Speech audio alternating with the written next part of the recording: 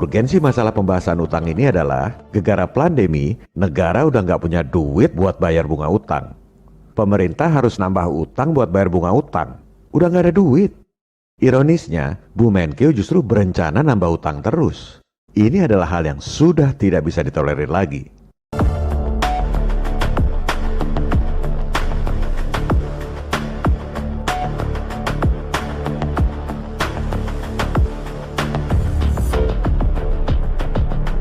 Oleh sebab itu, mentalitas hobi ngutang asing ini harus dibasmi. Kita bukan bangsa kacung yang miskin dan bodoh. Negara kita ini lebih kaya dari bankir elit yang beli bon pemerintah di pasar modal. Kita bisa bayar utang 6.000 triliun itu dalam sehari. Artinya, kita juga bisa biayai sendiri pembangunan tanpa harus utang siluman. Bagaimana caranya? Kita gunakan cara yang persis sama dengan cara mereka kasih utang Indonesia selama ini. Kita gunakan cara Wall Street, senjata makan tuan. Video ini adalah investigasi jurnalistik yang diterbitkan oleh portal berita FNN yang dapat dijadikan rujukan bagi rakyat serta para wakilnya. Konten dibuat berdasarkan praktek, pengalaman, dan jaringan selama puluhan tahun di dunia pendanaan internasional dan financial engineering, serta menggunakan data-data kredibel yang dapat dipertanggungjawabkan. Untuk bayar utang 6.000 triliun dalam sehari ini, diperlukan konspirasi atau kerjasama yang baik dalam satu visi antara 3 lembaga tinggi negara, Presiden, Gubernur BI, dan DPR.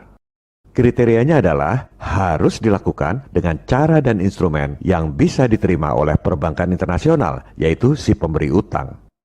Kedua, diaudit oleh kantor akuntan publik paling top di dunia pun, hasilnya pasti wajar tanpa pengecualian. Skema ini baru bisa jalan kalau ada political will dari pemerintah dan DPR untuk memerdekakan rakyat dari lingkaran setan utang siluman. Begini caranya. Langkah pertama, pemerintah terbitkan bond sejumlah utang yang mau dibayar. Jangan cuma bayar 6.000 triliun, si pemberi utang mana mau. Supaya mau dilunasi, kasih margin dong. Cuan buat pemberi utang yang sekarang pegang bond. Misalnya, kasih margin 20% supaya mau dilunasi. Jadi, sebagai contoh, bondnya sejumlah 7.200 triliun.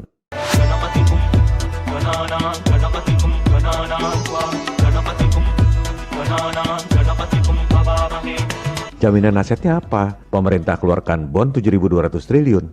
Jaminan sumber daya alam? Jaminan proyek? Wah, kalau nanya bond pemerintah jaminan asetnya apa, itu pasti nggak pernah main di pasar modal.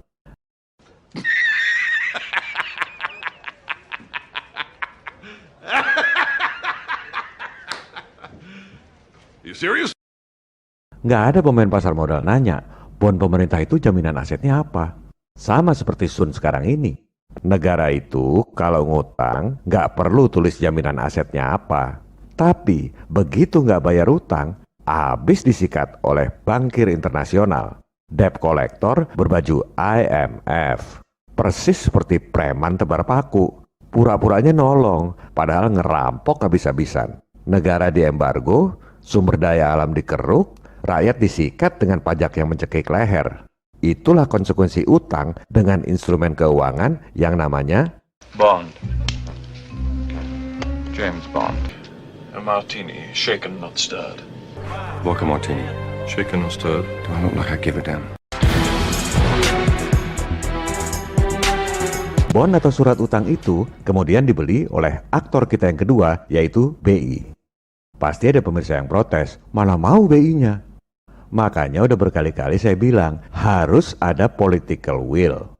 Kalau presiden dan DPR-nya mau, BI bisa diatur lewat regulasi. Tunjuk gubernur yang satu visi. Kerja buat rakyat, buat presiden dan DPR. Bukan kerja buat IMF dan Bank Dunia. Sekarang ini, tanpa ngerubah undang-undang pun, BI juga beli Sun. Tinggal jumlahnya yang dinaikin. Jangan cuma main receh puluhan triliun. Beli Sun 7.200 triliun. Nanti ada pejabat yang protes lagi. BI itu asetnya cuma 3.000 triliun. Gimana caranya BI beli bond 7.200 triliun? Kita nggak punya aset jaminan buat nyetak duit. Nah, inilah propaganda nekolim yang diajarkan di sekolah. Sehingga semua profesor, doktor kalau textbook, cara berpikirnya seperti itu. Seolah-olah kita ini miskin, sehingga harus utang pada asing. Sekarang kita bongkar rahasia mereka.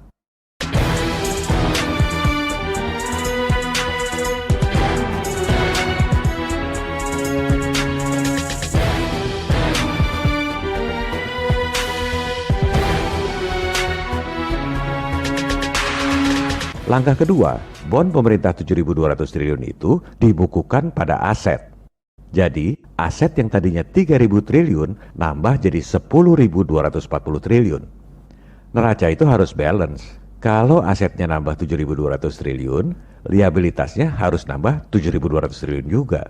Gimana caranya? Ini rahasianya. Atas dasar bond pemerintah 7.200 triliun itu, BI terbitkan uang dalam peredaran 7.200 triliun. Dibukukan di liabilitas. Neraca balance.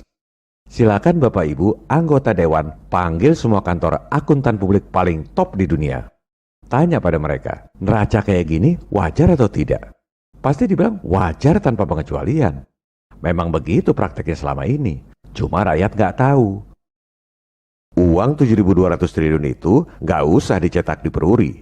Cukup ketik angka di rekening bank pemerintah. Proses ini cuma butuh waktu kurang dari 1 jam. Setelah uang digital masuk ke rekening bank pemerintah, langkah keempat, uangnya digunakan buat bayar utang 6.000 triliun plus margin misalnya 20%. Maka lunaslah utang dalam waktu sehari. Si pemberi utang juga happy.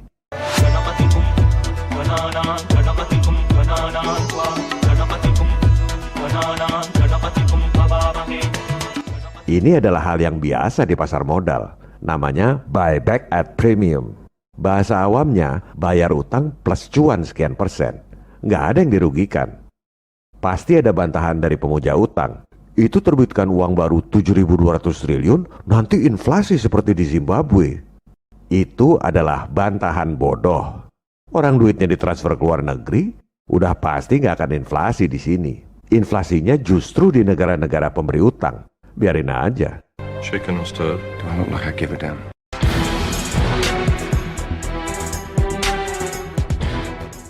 Kita lanjutkan. Setelah utang 6.000 triliun dibayar, pemerintah jadi punya utang pada BI 7.200 triliun. Dan di buku BI tercatat ada penambahan uang dalam peredaran 7.200 triliun.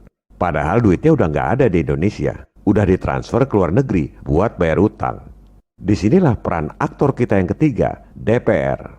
Presiden dan DPR tinggal hapus utang pemerintah pada BI 7.200 triliun. Sekaligus hapus buku uang dalam peredaran 7.200 triliun itu karena memang duitnya nggak pernah beredar di Indonesia. Kesimpulannya, everybody happy.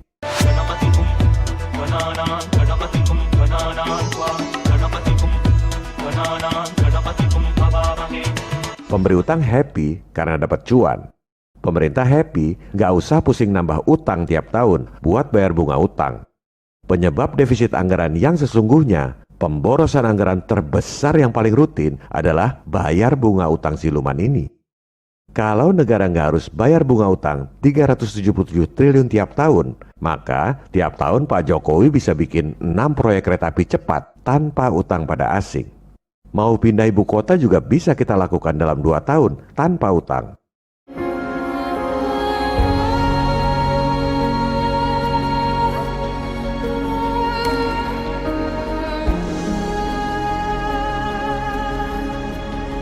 Dan yang paling penting, rakyat happy karena tidak dibebani pajak tinggi buat bayar bunga utang.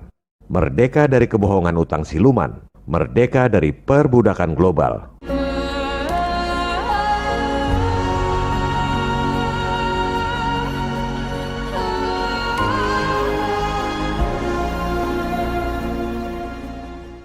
Apakah beli dolar 7.200 triliun itu nggak depresiasi? Ini baru pertanyaan yang benar. Pasti depresiasi kalau beli dolarnya lama. Makanya beli dolarnya harus dilakukan dalam sehari. Jadi bayar utang ini bukan bisa dilakukan dalam sehari, tapi harus dilakukan dalam sehari. Karena kalau beli dolarnya lebih dari 2 hari, rupiahnya keburu disikat spekulan. Ibarat perang gerilya, jangan diumumkan dong. Diam-diam aja. Seperti Amerika dulu bikin proyek bom atom di tengah kota, kawasan elit Manhattan, New York. Orang pura-pura nggak tahu aja, jangan gembar-gembor. Kita butuh aksi nyata, bukan polemik. Dan beli dolarnya sebenarnya nggak usah 7.200 triliun. BI itu simpanan dolarnya ada 2.200 triliun lebih. Tuker aja. Duit dolar yang sekarang dimiliki BI buat bayar utang. Duit 2.200 triliun yang tadi dikasih ke BI. Nggak perlu beli dolar 2.200 triliun. Itu baru simpanan BI, belum simpanan bank-bank lain di Indonesia, juga simpanan pemerintah dalam dolar. Katanya Pak Jokowi punya data simpanan uang kita 11.000 triliun terbanyak di luar negeri. Pasti dalam falas.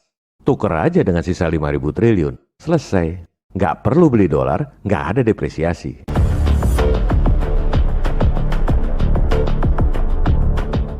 Cara Wall Street ini ada beberapa model. Ada juga model yang lain, duitnya langsung dolar, jadi nggak usah beli dolar lagi. Dan nggak lewat BI, tapi lewat bank-bank komersial biasa. Pada episode 33 mendatang, kami akan sampaikan cara menggandakan dolar Anda 25 kali lipat lewat bank-bank komersial biasa di Indonesia. Jadi misalnya Bu Menkeu pengen ngutang 342 triliun, dengan cara ini, itu duit dalam dolar bisa kita gandakan lewat bank-bank komersial di Indonesia 25 kali lipat, jadi 8.550 triliun dalam dolar. Yang 7.200 triliun buat bayar utang 6.000 triliun plus margin. Gak usah beli dolar lagi. Yang 342 triliun juga dalam dolar buat balikin utang yang terakhir. Masih sisa 1.000 triliun lebih buat biayai pembangunan dalam dolar. Presiden gak usah pusing soal defisit APBN. Ini semua legal, sesuai undang-undang dan peraturan BI. Semua bisa dilakukan kalau ada political will. Rakyat Indonesia akan sejahtera kalau elit lokalnya punya political will. Kapan itu terjadi? Tergantung seberapa keras Anda berusaha. Ini bukan video hiburan, cuma pengetahuan buat memuaskan kepo doang, tapi tidak melakukan apa-apa. Kalau rakyat dan para wakilnya diam saja, takut pada setan, Tuhan pun tak akan menolong Anda. Oleh sebab itu, lakukanlah apa yang bisa dilakukan. Sebarkan informasi ini ke semua orang. Kalaupun misalnya rezim yang sekarang nggak punya political will, simpan video-video ini, tunjukkan pada pemerintah dan wakil rakyat periode mendatang agar punya political will untuk membebaskan rakyat dari perbudakan global. Yang penting kita sudah berjuang, berbuat sesuatu, meski dengan menyebarkan informasi. Jangan pikirkan berhasil atau tidak, sebab apa yang kita lakukan dalam hidup bergema dalam keabadian. Brothers! What we do in life echoes in eternity. Viva Republik Indonesia. Salam People Power. This is a revolution. We're rising up. We're rising up. This is a revolution. Revolusimu belum selesai. Jangan berhenti.